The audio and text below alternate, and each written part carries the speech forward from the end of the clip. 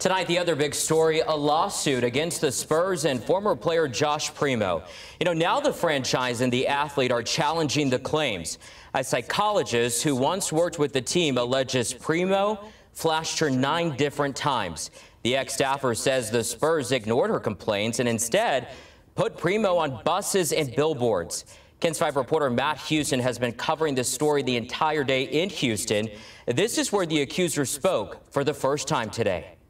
Good evening. Hillary Cauthen says she's glad the Spurs cut Joshua Primo last week, but that it shouldn't have taken the team 10 months to discipline him. Her lawsuit actually alleges that delay allowed Primo to expose himself to 2 other people. Hillary Cauthen claims she first told Spurs executives Josh Primo flashed her in January.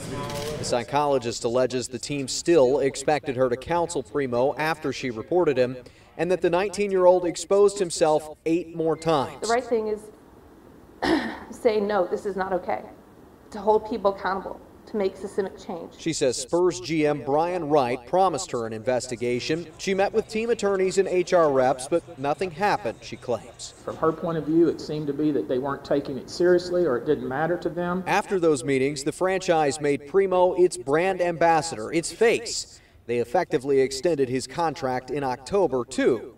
Cauthen says the Spurs benched her.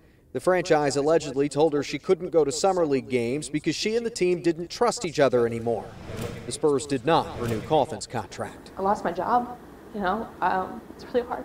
Primo's attorneys called the claims a complete fabrication and said the 19-year-old never intentionally exposed himself to anyone. The Spurs cut the rising star last week after another alleged flashing incident. Team executives say they disagree with Cauthen's version of this story, but that they'll let the legal process play out. Cauthen's lawsuit seeks money from the Spurs, but she told us today she's more interested in making the team enforce a protocol for reporting harassment. Her attorney, Tony Busby, represented the women who sued ex-Texans quarterback Deshaun Watson for sexual misconduct.